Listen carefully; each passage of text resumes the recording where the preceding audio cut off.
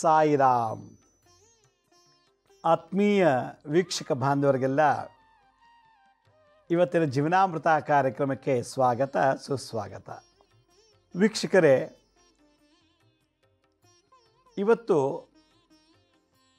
ಕೆಲವರಿಗೆ ಮದುವೆ ಆಗೋದಿಲ್ಲ ಅಂಥೇಳಿ ಮೊನ್ನೆ ಶನಿವಾರನೂ ಕೂಡ ಕಾಲ್ ಮಾಡಿ ಕೇಳಿದ್ರು. ಭಾಳ ಜನಕ್ಕೆ ಇದೇ ದೊಡ್ಡ ಗೊಂದಲ.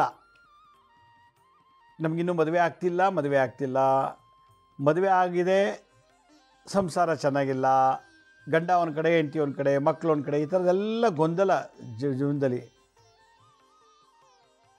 ಭಾಳಷ್ಟು ಜನಕ್ಕೆ ಯಾತಕ್ಕೆ ಮದುವೆ ಆಗ್ತಿಲ್ಲ ಅನ್ನೋದು ಒಂದು ಸೀಕ್ರೆಟ್ ಅರ್ಥ ಆಗ್ತಿಲ್ಲ. ಇವತ್ತು ನಾನು ಯಾತಕ್ಕೆ ನನಗೆ ಏಜ್ ಆಗ್ತಿದೆ ಇನ್ನೂ ಮದುವೆ ಆಗ್ತಿಲ್ಲ ಅನ್ನೋ ಒಂದು ಪ್ರಶ್ನೆಗೆ ನಾನು ಉತ್ತರ ಕೊಡ್ತೀನಿ. ಎರಡನೇದು, ಯಾಕೆ ಎಂಗೇಜ್ಮೆಂಟ್ ಆಗುತ್ತೆ ಸಡನ್ನಾಗಿ ಬ್ರೇಕ್ ಆಗಿಬಿಡುತ್ತೆ. ಎಂಗೇಜ್ಮೆಂಟ್ ಆಯಿತು, ಹುಡುಗ ಹುಡುಗಿ ಚೆನ್ನಾಗಿ ಆರಾಮ ಓಡಾಡ್ಕೊಂಡು ಮಾತುಕತೆ ಆಡ್ಕೊಂಡು ವಾಟ್ಸಪ್ಪಲ್ಲಿ ಮೆಸೇಜ್ ಕಳಿಸೋದು, ಫೋನಲ್ಲಿ ಮಾತಾಡೋದು, ಅಲ್ಲಿ ಮೀಟ್ ಮಾಡೋದು, ಹೋಟ್ಲು ಅಲ್ಲಿ ಓಡಾಡೋದೆಲ್ಲ ಮಾಡ್ತಾರೆ ಮದುವೆ ಮುಂಚೆ. ಯಾಕೆಂದರೆ ಎಂಗೇಜ್ಮೆಂಟ್ ಆಗಿದೆಯಲ್ಲ, ಲೈಸೆನ್ಸ್ ಸಿಕ್ಕಿದೆ ಮದುವೆ ಆಗಲಿಕ್ಕೆ ಅಂತ ಎಂಗೇಜ್ಮೆಂಟ್ ಅಂದರೆ. ಅದು ಆದಮೇಲೆ ಮದುವೆನೇ ಆಗೋದಿಲ್ಲ. ಎಷ್ಟೋ ಜನಕ್ಕೆ ಎಂಗೇಜ್ಮೆಂಟ್ ಬ್ರೇಕಪ್ ಆಯಿತು, ನಮಗಿನ್ನೂ ಹೆಣ್ಣು ಸಿಕ್ಕಿಲ್ಲ, ಎಂಗೇಜ್ಮೆಂಟ್ ಬ್ರೇಕಪ್ ಆಯಿತು, ನನಗಿನ್ನೂ ಗಂಡನೇ ಸಿಕ್ಕಿಲ್ಲ, ಹುಡುಗನೇ ಸಿಕ್ಕಿಲ್ಲ ಅಂಥೇಳಿ ಭಾಳ ಜನ ಹತ್ರ ಬಂದು ಕೇಳ್ತಾರೆ. ಈ ಎಂಗೇಜ್ಮೆಂಟ್ ಆಗೋದಿದೆಯಲ್ಲ, ಒಂದು ಮಿನಿ ಮ್ಯಾರೇಜ್, ಚಿಕ್ಕದೊಂದು ಮದುವೆ ಇದ್ದಂಗೆ. ಅದು ಆರ ಬದಲಾಯಿಸ್ಕೊಂಡ್ಬಿಡ್ತಾರೆ, ಎಲ್ಲರೂ ಗುರು ಹಿರಿಯರ ಮುಂದೆ ಉಂಗುರ ಹಾಕ್ಕೊಂಡ್ಬಿಡ್ತಾರೆ, ಮುದ್ರೆ ಆಯಿತು, ಸೀಲ್ ಹಾಕ್ದಂಗೆ ಆಯಿತು, ನೀನೇ ನನ್ನ ಹೆಂಡ್ತಿ, ನೀನೇ ನನ್ನ ಗಂಡ ಅಂತೇಳಿ ರಿಜಿಸ್ಟ್ರ್ ಮಾಡ್ದಂಗೆ ಆಯಿತು. ಎಲ್ಲ ಹಿರಿಯರೇ ಪ್ರತ್ಯಕ್ಷ ಸಾಕ್ಷಿಗಳು, ಅಲ್ಲಿ ಕೂತಿರೋ ಜನಗಳೇ. ಎಂಗೇಜ್ಮೆಂಟ್ ಆಗ್ತಿದೆ ಅಂದರೆ ಅದೊಂದು ಸ್ಮಾಲ್ ಮದುವೆ ಇದ್ದಂಗೆ. ಯಾರೋ ಒಬ್ಬರು ನನ್ನ ಹತ್ರ ಬಂದು ಅಪಾಯಿಂಟ್ಮೆಂಟ್ ತೊಗೊಂಬಂದು ಕೇಳ್ತಾಯಿದ್ರು, ನನ್ನ ಮಗಳು ಮದುವೆಗೆ ಭಾಳಷ್ಟು ಗಂಡು ಹುಡುಕಿದ್ವಿ, ಕೊನೆಗೆ ಯಾರೋ ನಮ್ಮ ಹೆಂಡತಿ ಕಡೆ ಸಂಬಂಧದಲ್ಲಿ ಒಬ್ಬರು ತೋರಿಸಿದ್ರು, ಹುಡುಗ ಒಳ್ಳೆಯವನು ಅಂಥೇಳಿ ನಾವು ಗೊತ್ತಿರೋ ಸಂಬಂಧ ಅಂತ ಹೇಳಿ ಎಂಗೇಜ್ಮೆಂಟ್ನ ಒಂದು ಚೌಟ್ರಿಲಿ ಮಾಡಿದ್ರಂತೆ, ಒಳ್ಳೆ ಗ್ರ್ಯಾಂಡಾಗಿ. ಆ ಚೌಟ್ರಿಗೆ ಒಂದಿನಕ್ಕೆ 1,10,20,000 ಬಾಡಿಗೆ ಕೊಟ್ಟಿದ್ದಾರೆ.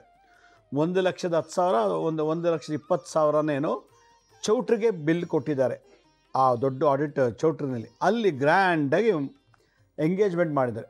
ಆ ಎಂಗೇಜ್ಮೆಂಟ್ಗೆ ಸುಮಾರು 500 ಜನ ಮೇಲೆ ಬಂದಿದ್ದಾರೆ. ದೊಡ್ಡ ಮದುವೆ ಆದಂಗೆ ಆಯಿತು. ತಾಲಿ ಒಂದು ಕಟ್ಟಿಲ್ಲ ಅಷ್ಟೇ. ಎಲ್ಲ ಬಂದರು, ಬರೋರೆಲ್ಲ ಬಂದರು, ಚೆನ್ನಾಗಿ ಊಟ ಮಾಡಿಕೊಂಡು ಹೊಟ್ಟೆ ಪೂರ್ತಿ ಕಂಠ ಪೂರ್ತಿ ಅವ್ರ ಪಾಡು ಹೋದರು. ಇಲ್ಲಿ ಇನ್ವೆಸ್ಟ್ ಮಾಡಿ ಎಂಗೇಜ್ಮೆಂಟ್ ಮಾಡಿದ್ರು. ಎಂಗೇಜ್ಮೆಂಟ್ ಆದ 2.5 ತಿಂಗಳಲ್ಲಿ ಹುಡುಗ ಏನನ್ನಂತೆ, ನನಗೆ ಹುಡುಗಿ ಬೇಡ, ನಾ ಮದುವೆ ಮಾಡ್ಕೊಳ್ಳಲ್ಲ ಅನ್ನಂತೆ. ವಿಡಿಯೋ ತೆಗೆಸಿದ್ದೇನು, ಜನಗಳಿಗೆ ಮದುವೆ ಇನ್ವಿಟೇಷನ್ ಕೊಟ್ಟಂಗೆ ಎಲ್ರಿಗೂ ನಮ್ಮ ಮಗಳದ್ದು ಎಂಗೇಜ್ಮೆಂಟ್ ಬನ್ನಿ ಅಂತೇಳಿ ಗಂಡನ ಕಡೆಯವರು ಹೆಣ್ಣಿನ ಕಡೆಯವರು ಎಲ್ಲರೂ ಮನೆಗೆ ಹೋಗಿ ಎಂಗೇಜ್ಮೆಂಟ್ಗೆ ಇನ್ವಿಟೇಷನ್ ಕೊಟ್ಟು ಎಂಗೇಜ್ಮೆಂಟ್ಗೆ ಎಲ್ಲ ಮಾಡಿದ್ದಾರೆ. ಎಂಗೇಜ್ಮೆಂಟ್ ಆದ 2.5 ತಿಂಗಳು ಮದುವೆಗೆ ಛತ್ರ, ಅದೇ ಛತ್ರನೋ ಇನ್ಯಾವುದೋ ಚಕ್ರಲ್ಲೋ ಬುಕ್ ಮಾಡೋದಂತೆ. ಛತ್ರ ಅದು ಇನ್ನೂ ಕಾಸ್ಟ್ಲಿ ಅಂತೆ. ಎಂಗೇಜ್ಮೆಂಟ್ ಆದ 6 ತಿಂಗಳಿಗೆ ಮದುವೆ ಅಂತ ಫಿಕ್ಸ್ ಆಯಿತು. ಇನ್ನೂ 6 ತಿಂಗಳು ಆಗೇ ಇಲ್ಲ, 2.5 ತಿಂಗಳಿಗೆ ಎಂಗೇಜ್ಮೆಂಟ್ ಬ್ರೇಕ್ ಆಯಿತು. ನನಗೆ ಈ ಮದುವೆ ಬೇಡ ಅಂಥೇಳಿ ಡಿಸೈಡ್ ಆಯಿತು. ಕಾರಣ ಏನು? ಹುಡುಗ ನನಗೆ ಹುಡುಗಿ ಮದುವೆ ಮಾಡ್ಕೊಳ್ಳೋಕೆ ಇಷ್ಟ ಇಲ್ಲ ಅಂತ ಓಪನ್ನಾಗಿ ಹೇಳ್ಬಿಟ್ನಂತೆ. 2 ತಿಂಗಳು ಮಾತಾಡ್ದ, ವಾಟ್ಸಪ್ಪಲ್ಲಿ ಮೆಸೇಜ್ ಮಾಡ್ತಿದ್ದ, ದಿನ ರಾತ್ರಿ ಬೆಳಗ್ಗೆ ಸಂಜೆ ಕೂತ್ಕೊಂಡು ಮಾತಾಡೋರು ಫೋನಲ್ಲಿ. ಸಾಟರ್ಡೆ ಸಂಡೇ ಬಂದಾಗ ಎಲ್ಲೋ ಕಡೆ ಮೀಟ್ ಮಾಡೋದು, ಓಡಾಡ್ಕೊಂಬರೋದು, ಶಾಪಿಂಗ್ ಮಾಡೋದು, ಐಸ್ ಕ್ರೀಮ್ ಪಾರ್ಲರ್ಗೆ ಹೋಗಿ ಜೊತೆ ಕೂತ್ಕೊಂಡು ಐಸ್ ಕ್ರೀಮ್ ತಿನ್ನೋದು, ಆ ದೇವಸ್ಥಾನ ಇಲ್ಲಿ ಅಲ್ಲಿ ಎಲ್ಲ ಸುತ್ತಾಡಿ 2.5 ತಿಂಗಳು ಚೆನ್ನಾಗಿ ಸುತ್ತಾಡಿದ್ದಾರೆ ಇಬ್ಬರು. ಕೊನೆಗೆ ಆ ಹುಡುಗಿನ ನಾನು ಮದುವೆ ಮಾಡ್ಕೊಳ್ಳಲ್ಲ ಅಂತ ಅಂದ. ಯಾತಕ್ಕೆ ಅಂತ ಪ್ರಶ್ನೆ ಬಂದಾಗ ಹುಡುಗಿಗೆ ಭಾಳ ಏನೋ ಕಾಯಿಲೆ ಇದೆಯಪ್ಪ, ಮತ್ತು ಹುಡುಗಿಗೆ ಇನ್ನೊಬ್ಬ ಬಾಯ್ ಫ್ರೆಂಡ್ ಏನೋ ಇರ್ಬೋದು, ಅದಕ್ಕೆ ನಾನು ಮದುವೆ ಮಾಡ್ಕೊಳ್ಳಲ್ಲ ಅಂತಂದು. ಯಾಕೆಂದರೆ ಭಾಳ ಕ್ಲೋಸಾಗಿ ಡೀಪಾಗಿ ಹುಡುಗ ಅವಳು ಅಬ್ಸರ್ವ್ ಮಾಡಿದ್ದಾನೆ. ಅವಳು ಹುಡುಗಿಗೆ 2-3 ಸಲ ಅಬಾರ್ಷನ್ ಆಗಿದೆಯಂತೆ ನೋಡಿ. ಆ ಹುಡುಗಿ ಮದುವೆ ಆಗೋ ಹುಡುಗಿಗೆ 2 ಸಲನೋ 3 ಸಲ ಅಬಾರ್ಟ್ ಮಾಡ್ಕೊಂಡಿದ್ದ, ಗರ್ಭಪಾತ ಮಾಡಿಸ್ಕೊಂಡಿದ್ದಾಳಂತೆ. ಇದು ಯಾವುದೋ ಒಂದು ಕಡೆಯಿಂದ ಇನ್ಫಾರ್ಮೇಷನ್ ಸಿಕ್ಬಿಡ್ತು ಅವನಿಗೆ. ಒಂದಿನ ಅವನು ಯಾವುದೋ ಒಂದು ನರ್ಸಿಂಗ್ ಒಂದು ಹಾಸ್ಪಿಟ್ಲಿಗೆ ಹೋದಂತೆ, ಯಾವುದೋ ಪ್ರೈವೇಟ್ ಹಾಸ್ಪಿಟ್ಲಲ್ಲಿ. ಇವನು ಹೋಗಿದ್ದಾನೆ, ಅವಳ ಜೊತೆ ಯಾರೋ ಅಡ್ಮಿಟ್ ಆಗಿದೆ, ನೋಡ್ಕೊಂಬರೋಣ ಬಾ ನಮ್ಮವರು ಅಂತ ಕರ್ಕೊಂಡೋದ ಹುಡುಗಿನ. ಇನ್ನೂ ಮದುವೆನೇ ಆಗಿಲ್ಲ. ಹುಡುಗಿನೂ ಹೋದ್ಲು ಜೊತೆಗೆ. ಹೋದ್ಮೇಲೆ ಪೇಷಂಟ್ನ ಮಾತಾಡಿಸ್ಕೊಂಡ್ರು. ಬರ್ಬೇಕಾದ್ರೆ ಆ ಕಡೆಯಿಂದ ಅಲ್ಲಿ ನರ್ಸು ಇದ್ಲು, ಆ ಹಾಸ್ಪಿಟ್ಲ್ ನರ್ಸು.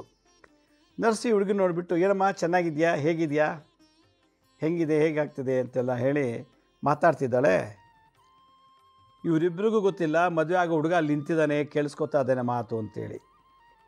ಏನಮ್ಮ ಹೇಗಿದೆಯೀಗ, ಈಗಲಾರು ಒಳ್ಳೆ ಹುಡುಗ ನೋಡಿ ಮದುವೆ ಮಾಡ್ಕೊಳ್ಳೋ ಅಂತೆಲ್ಲ. ಹ್ಞೂ ಆಂಟಿ, ಮದುವೆ ಎಲ್ಲ ಸೆಟ್ಟಾಗಿದೆ, ಚೆನ್ನಾಗಾಗಿದೆ, ಹಾಗೆ ಹೀಗೆ ಅಂತ.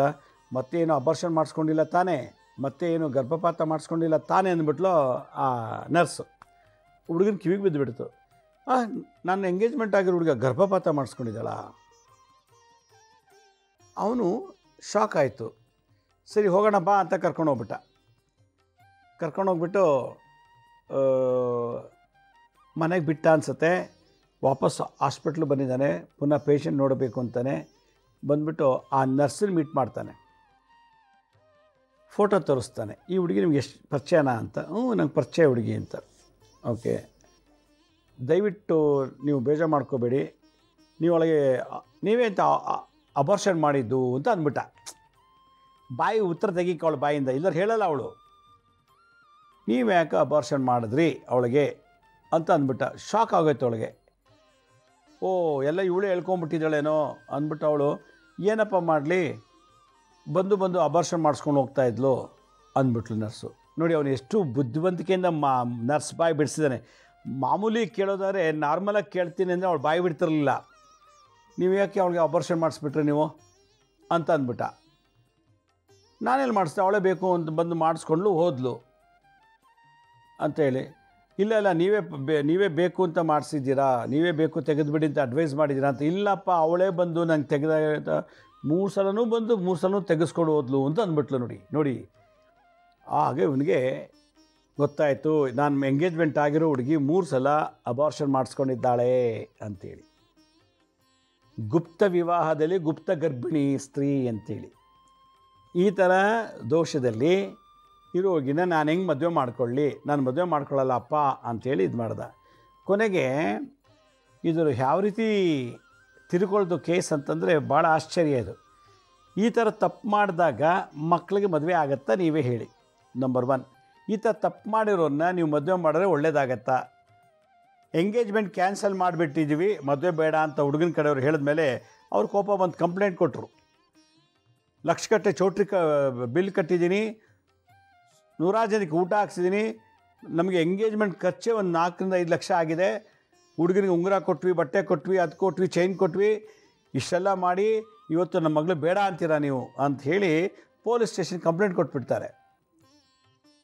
ಇದೆಲ್ಲ ಆದಮೇಲೆ ಪೊಲೀಸ್ ಸ್ಟೇಷನ್ಗೆ ಹೋದ್ಮೇಲೆ ಹುಡುಗನ ಕೇಳ್ತಾರೆ, ಇದೆಲ್ಲ ತಪ್ಪಲ್ವಾ, ಹಿಂಗೆಲ್ಲ ಮಾಡಬಾರ್ದು ಅಂತಂದರೆ, ನೋಡಿ ಸ್ವಾಮಿ, ನಾನು ಯಾವ ಹುಡುಗಿನೂ ಲವ್ ಮಾಡಿಲ್ಲ, ನನ್ನ ಜೀವನದಲ್ಲಿ ಮದುವೆ ಆಗ್ತಿರೋದು ಫಸ್ಟ್ ಟೈಮ್, ಹುಡುಗಿಗೆ ನಾನು ಎಂಗೇಜ್ಮೆಂಟ್ ಆಗೋದು ಫಸ್ಟ್ ಟೈಮ್, ನಾನು ಹುಡುಗಿನ ಇವತ್ತೇ ನೋಡಿ ಪ್ರೀತಿಯಿಂದ ಮದುವೆ ಮಾಡ್ಕೊತಾ ಇದ್ದೀನಿ, ನಾನು ಯಾರೂ ಲವ್ ಮಾಡಿಲ್ಲ, ಇದುವರೆಗೆ ಯಾವ ಹುಡುಗಿನೂ ಲವ್ ಮಾಡಿಲ್ಲ, ಆದರೆ ಈ ಹುಡುಗಿ ನನಗೆ ದ್ರೋಹ ಮಾಡಿದ್ದಾಳೆ ಅಂತ ಹೇಳಿದ್ರು.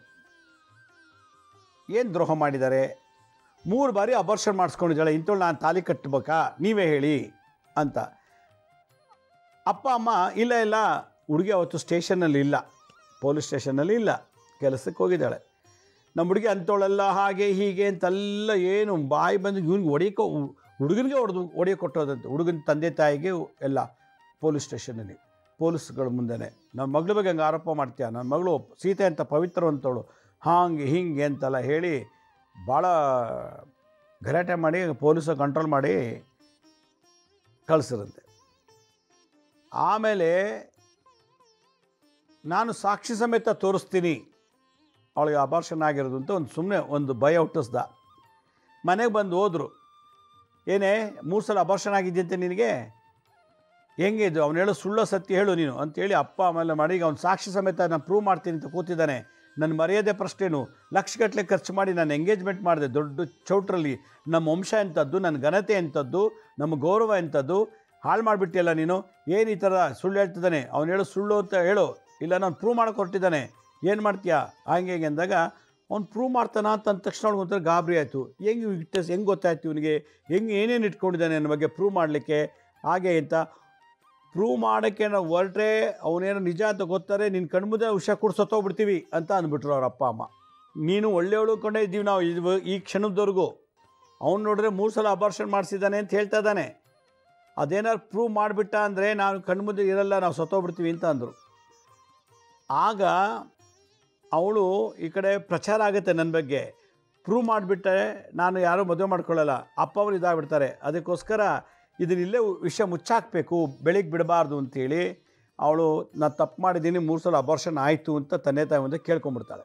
ಆಗ ಅವರು ಪೊಲೀಸ್ ಸ್ಟೇಷನ್ಗೆ ಹೋಗಿ ಕಂಪ್ಲೇಂಟ್ ವಾಪಸ್ ತೊಗೊಂಡು ಇದು ಇಲ್ಲಿಗೆ ನಿಲ್ಲಿಸ್ಬಿಡಿ ಅಂಥೇಳಿ, ಆಮೇಲೆ ಅವಳಿಗೂ ಕರೆದು ಅವ್ರ ಅಪ್ಪ ಅಮ್ಮನ ಕರೆದು, ಏನೋ ತಪ್ಪಾಗಿ ದಯವಿಟ್ಟು ಈ ಟಾಪಿಕ್ ಇಲ್ಲೇ ಮುಗಿಸ್ಬಿಡಿ, ನಾವೇನು ನಿಮ್ಮ ಹತ್ರ ದುಡ್ಡು ಕೇಳಲ್ಲ, ಎಂಗೇಜ್ಮೆಂಟ್ ಖರ್ಚು ಮಾಡಿದ್ದು ದುಡ್ಡು ಕೇಳಲ್ಲ, ನಿಮ್ಮ ಪಾಡು ನೀವು ಇದ್ಬಿಟ್ಟು ನಮ್ಮ ಪಾಡು ಇದ್ಬಿಟ್ಟು ನಾವು ಯಾರಿಗಾದ್ರು ಮದುವೆ ಮಾಡ್ಕೋತೀವಿ, ದಯವಿಟ್ಟು ಈ ವಿಷಯದ ಬಗ್ಗೆ ಮಾತಾಡಬೇಡಿ ಅಂಥೇಳಿ ಕಾಂಪ್ರಮೈಸ್ ಮಾಡಿಕೊಂಡು ಮಾಡೋದು. ಯಾರು ಮದುವೆ ಮುಂಚೆನೇ ಈ ರೀತಿ ಗರ್ಭವತಿಯಾಗಿ ಭ್ರೂಣಹತ್ಯಾ ದೋಷ ಅಂತ ಕರೆದ್ರು. ಭ್ರೂಣಹತ್ಯಾ ದೋಷ ಈ ಥರದ್ದು ಇತ್ತೀಚೆಗೆ ಭಾಳ ಜಾಸ್ತಿ ಆಗ್ತಾಯಿದೆ. ಮಗು ಅಂತ ಮದುವೆ ಮುಂಚೆನೇ ಮಗು ಆಗ್ತಿದ್ದಾರೆ, ಅದರಲ್ಲಿ ಈ ಲಿವಿಂಗ್ ಟುಗೆದರ್ ಒಂದು ಸಿಸ್ಟಮ್ ಬಂದುಬಿಟ್ಟಿದೆ ಇವಾಗ.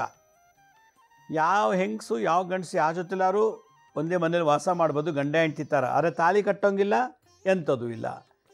ಅವ್ರು ಎಷ್ಟು ಸಲ ಬೇಕಾದ್ರೂ ಗರ್ಭಧಾರಣೆ ಮಾಡ್ಬೋದು, ತೆಗೆಸ್ಬೋದು, ಇಲ್ಲ ಅದಕ್ಕೆ ಸಂಬಂಧಪಟ್ಟಂಥ ಔಷಧಿ ಕುಡಿದು ಅವರೇ ಗರ್ಭಪಾತ ಮಾಡ್ಕೋಬೋದು. ಈ ಥರದ್ದು ಭ್ರೂಣಹತ್ಯಾ ದೋಷ, ಗರ್ಭಪಾತ ದೋಷಗಳು ಜಾಸ್ತಿ ಆಗ್ತಾಯಿದೆ ಇವತ್ತಿನ ಈ ಒಂದು ಕಾಮದ ಲೋಕದಲ್ಲಿ. ಈ ಲೋಕನೇ ಕಾಮ, ಕಲಿಯುಗವೇ ಕಾಮದಲ್ಲಿ ತೇಲಾಡ್ತಿದೆ. ಕಾಮ ಮೈಲಿಗೆ, ಶುದ್ಧತೆ ಇಲ್ಲ. ಹೀಗಾಗಿ ಈ ಥರ ದೋಷ ಜಾಸ್ತಿ ಆಗ್ತಾಯಿದೆ. ಈ ಥರ ದೋಷ ಜಾಸ್ತಿ ಆಗ್ತಿದ್ದರೆ ಇದ್ರ ಪರಿಣಾಮ ಏನಾಗುತ್ತೆ ಅಂದರೆ, ಎಷ್ಟೋ ಜನಕ್ಕೆ 3-4 ಸಲ ಗರ್ಭಪಾತ ಆಯಿತು ಅಂದರೆ ಆ ಯೂಟ್ರಸ್, ಎಂಡೋಮೆಟ್ರಿಯಮ್, ಯೂಟ್ರಸ್ ಕೋಶ ಆ ಚೀಲ ಡ್ಯಾಮೇಜ್ ಆಗೋ ಸಾಧ್ಯತೆ ಉಂಟು. ಯಾಕೆಂದರೆ ಇದು ನಾರ್ಮಲ್ ಡಿಲಿವರಿ, ಬಲವಂತ ತೆಗೆಸೋದು, ಇದು ಒಂದು ಪ್ರಾಣಿನ ಹತ್ಯೆ ಮಾಡ್ದಂಗೆ. ಹೀಗಾಗಿ ಎಷ್ಟೋ ಜನಕ್ಕೆ ಮದುವೆ ಆದಮೇಲೆ ಮಕ್ಕಳಾಗಲ್ಲ, ಅವರಲ್ಲಿ ದೋಷ ಇರ್ತದೆ. ಒಂದು, ಈ ತಪ್ಪು ಏನಾದ್ರು ಪೂರ್ವ ಜನ್ಮದಲ್ಲಿ ನಾವು ಮಾಡಿದರೆ, ಹೋದ ಜನ್ಮದಲ್ಲಿ ಮಾಡಿದರೆ, ಈಗ ಹೆಣ್ಣಾಗಲಿ ಗಂಡಾಗಲಿ ಹುಟ್ಟಿದರೆ ಅವ್ರಿಗೆ ಸಂತಾನೋತ್ಪತ್ತಿ ಆಗೋದಿಲ್ಲ. ಓಸಿಯೋಸ್ಪರ್ಮಿಯಾ ಅಂಥೇಳಿ ಒಂದು ಕಾಯಿಲೆ. ಅದು ಗಂಡು ಹುಡುಗರಲ್ಲಿ ವೀರ್ಯಾಣುಗಳು ಕಮ್ಮಿ ಇರುತ್ತೆ, ಮೊಟಾಲಿಟಿ ಕಮ್ಮಿ ಇರ್ತದೆ. ಇದಕ್ಕೆ ಓಸಿಯೋಸ್ಪರ್ಮಿಯಾ ಅಂತ ಕರೀತಾರೆ. ಈ ಕಾಯಿಲೆ ಗಂಡಸಿಗೆ ಬಂದುಬಿಡ್ತದೆ, ಯಾಕೆಂದರೆ ಅವನೇ ತಾನೇ ಗರ್ಭಪಾತ ಮಾಡಿಸಿರ್ತಾನೆ ಹೋದ ಜನ್ಮದಲ್ಲಿ. ಇವಳು ಅದು ಕೊಪ್ಕೊಂಡು ಗರ್ಭಪಾತ ಮಾಡ್ಕೊಂಡ್ಬಿಡ್ತಾಳೆ.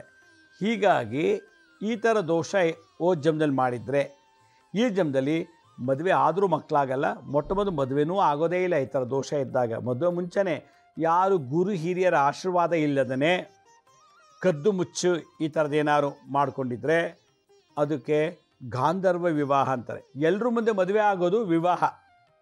ಎಲ್ಲರೂ ಬಂದು ಮದುವೆ ಬರ್ತಾರೆ, ಅಕ್ಷತೆ ಹಾಕಿ ಹೋಗ್ತಾರೆ, ತಾಲಿ ಮುಟ್ಟ ಆಶೀರ್ವಾದ ಮಾಡ್ತಾರೆ.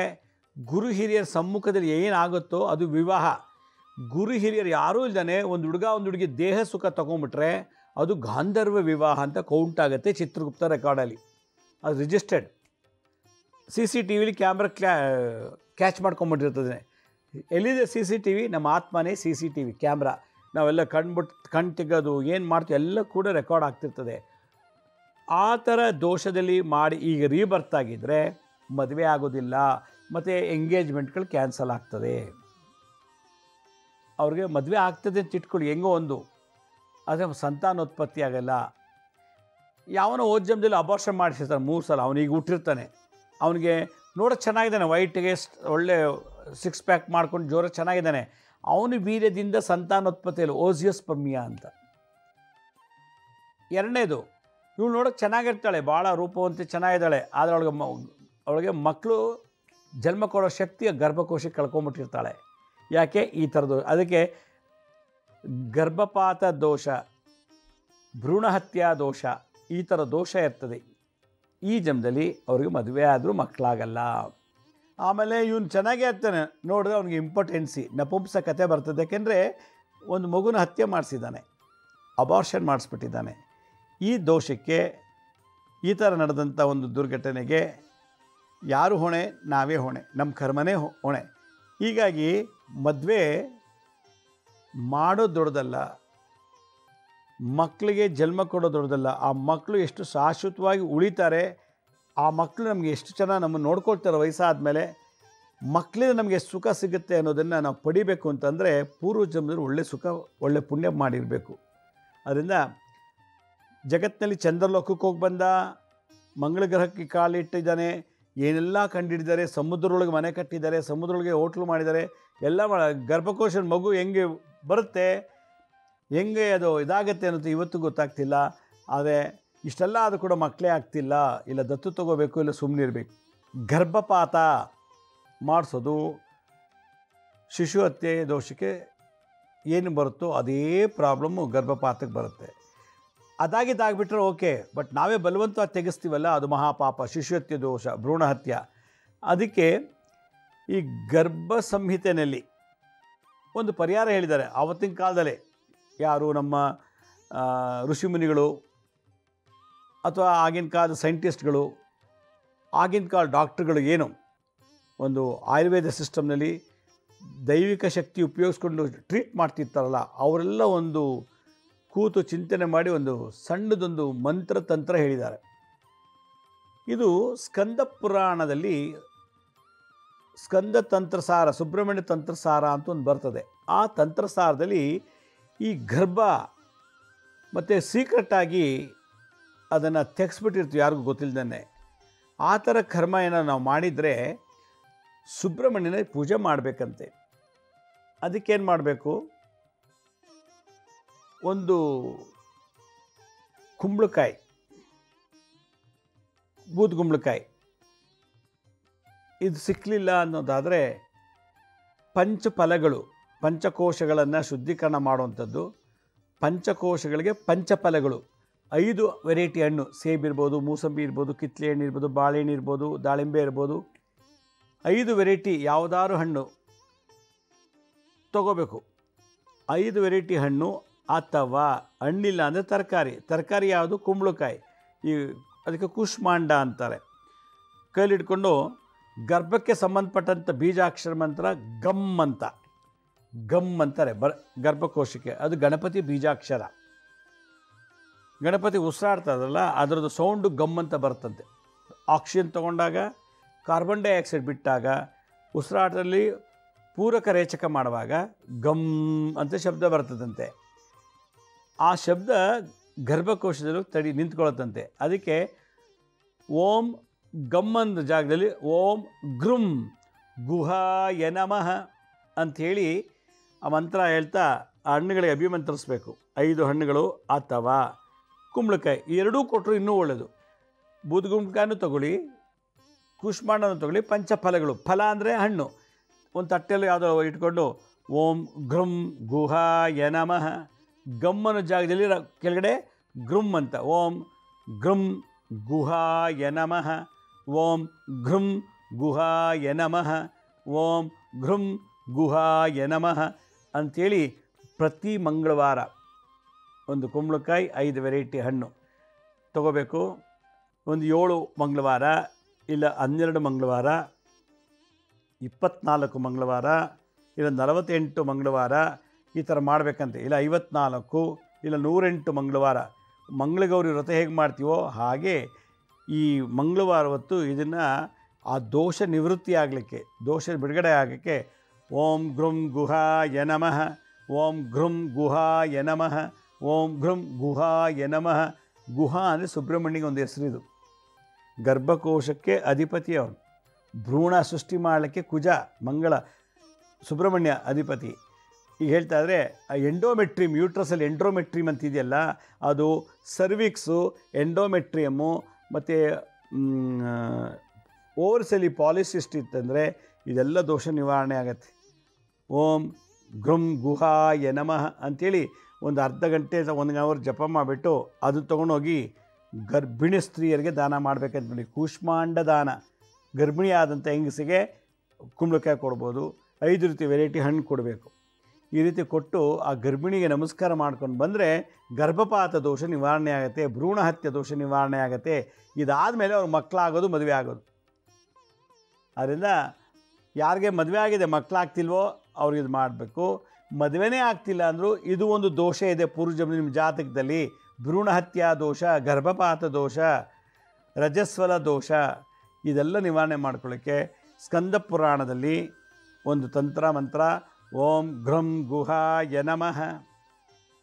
ಗಮ್ ಅನ್ನೋ ಜಾಗಕ್ಕೆ ಘೃಂ ಅಂತ ಹೇಳಬೇಕು. ಓಂ ಘ್ರಂ ಗುಹಾಯ ನಮಃ ಅಂಥೇಳಿ ಜಪ ಮಾಡ್ತಾಯಿದ್ರೆ ಒಂದು ಅರ್ಧ ಗಂಟೆ 3/4 ಗಂಟೆ ಜಪ ಮಾಡಿ ಫಲ ಅಥವಾ ಕೂಷ್ಮಂಡ ಕುಂಬಳಕಾಯಿನ ಗರ್ಭಿಣಿ ಸ್ತ್ರೀಯರಿಗೆ ಕೊಡಬೇಕು. ಗರ್ಭಿಣಿ ಎಲ್ಲಿ ಹುಡ್ಕೋದು ಅಂದರೆ ಗ್ಯಾನಿಕಾಲಜಿ ಯಾವ್ದಾದ್ರು ಹಾಸ್ಪಿಟ್ಲಿಗೆ ಹೋಗಿ ಅಲ್ಲಿ ಲೇಡಿ ಡಾಕ್ಟ್ರ್ ಇರ್ತಾರೆ, ಗರ್ಭಿಣಿ ಸ್ತ್ರೀ ನೋಡೋ ಡಾಕ್ಟ್ರು ಗ್ಯಾನಿಕಾಲಜಿಸ್ಟ್, ಅವ್ರಿಗೆ ಹೇಳಿದ್ರೆ ಬೇಕಾದಷ್ಟು ಜನ ಬರ್ತಾರೆ ಟ್ರೀಟ್ಮೆಂಟ್ಗೆ. ಅಲ್ಲೇ ಕರೆದು ಅವ್ರು ಕೊಟ್ಬಿಟ್ಟು ನಮಸ್ಕಾರ ಮಾಡ್ಕೊಂಡು ಬಂತು ಅಂದರೆ ಎಲ್ಲ ದೋಷ ನಿವಾರಣೆ ಆಗುತ್ತೆ. ಮದುವೆ ಆಗೋಕ್ಕೆ ಆಗ್ತಿಲ್ಲ ಅನ್ನೋಕ್ಕೂ ಇದು ಒಂದು ಕಾರಣ. ಆದ್ದರಿಂದ ಈ ದೋಷ ನಿವೃತ್ತಿ ಮಾಡ್ಕೊಳ್ಳಿ ಅಂತ ಹೇಳ್ತಾ, ನಮ್ಮ ಹಳೆ ಸಂಚಿಕೆಗಳು ಯಾರು ನೋಡೋಕ್ಕಾಗಿಲ್ವೋ ನಮ್ಮ ಶಿರಡಿ ಸಾಯಿ ಭಿಕ್ಷಾ ಕೇಂದ್ರ ಮತ್ತು ಹೆಲ್ತ್ ಸೈನ್ಸ್ ಅಂತ 2 ಯೂಟ್ಯೂಬ್ ಚಾನಲ್ ಇದೆ. ಇದ್ರ ಜೊತೆಗೆ SSBK ಜ್ಞಾನೋದಯ ಅಂತ ಒಂದು ಮ್ಯೂಸಿಕ್ ಚಾನಲ್ ಇದೆ. 3ಕ್ಕೂ ಸಬ್ಸ್ಕ್ರೈಬ್ ಮಾಡ್ಕೊಳ್ಳಿ. ಪಕ್ಕದ ಬೆಲ್ ಬಟನ್ ಪ್ರೆಸ್ ಮಾಡಿ, ನೋಡಾದ್ಮೇಲೆ ಲೈಕ್ ಅನ್ನೋ ಬಟನ್ ಪ್ರೆಸ್ ಮಾಡಿ. ಆಮೇಲೆ ನೋಡಿದಂಥ ಲಿಂಕನ್ನು ನಿಮ್ಮ ಬಂಧು ಮಿತ್ರರು ವಾಟ್ಸಪ್ ಮುಖಾಂತರ, ಇಮೇಲ್ ಮುಖಾಂತರ ಶೇರ್ ಮಾಡಿ. ಗುರುಜಿ ಲಕ್ಷ್ಮೀ ಶ್ರೀನಿವಾಸ್ ಅಂತೇಳಿ ಫೇಸ್ಬುಕ್ಕು, ಇನ್ಸ್ಟಾಗ್ರಾಮು, ಟ್ವಿಟ್ಟರು, ಲಿಂಕ್ಡ್ಇನ್ನಲ್ಲಿ ಕೂಡ ನಾವು ಟೈಮ್ ಟು ಟೈಮ್ ಅಪ್ಲೋಡ್ ಮಾಡ್ತಿರ್ತೀವಿ. ಅದ್ರ ಜೊತೆಗೆ ನಮ್ಮ ಈ ಅಪಾಯಿಂಟ್ಮೆಂಟ್ಸ್ ಬೇಕಿದ್ದವರು www.lakshmisrinivas.in ಅಂತ ನೀವೇ ಲಾಗಿನ್ ಆಗಿ ಯಾವ ಡೇಟು ಯಾವ ಟೈಮ್ಗೆ ಬುಕ್ ಮಾಡ್ಕೋಬೋದು ಅಂತ ಹೇಳ್ತಾ ಇವತ್ತಿನ ಸಂಚಿಕೆಯನ್ನು ಮುಗಿಸ್ತೀನಿ. ಇದೇ ರೀತಿ ನಾಳಿನ ಸಂಚಿಕೆಯಲ್ಲಿ ಮತ್ತೊಂದು ವಿಶೇಷವಾದಂಥ ಮಾಹಿತಿಯನ್ನು ತಮ್ಮನ್ನು ಭೇಟಿ ಮಾಡ್ತೀನಿ. ಅಲ್ಲಿವರೆಗೂ ನನ್ನ ನಮಸ್ಕಾರ. ಸಾಯಿರಾಮ್.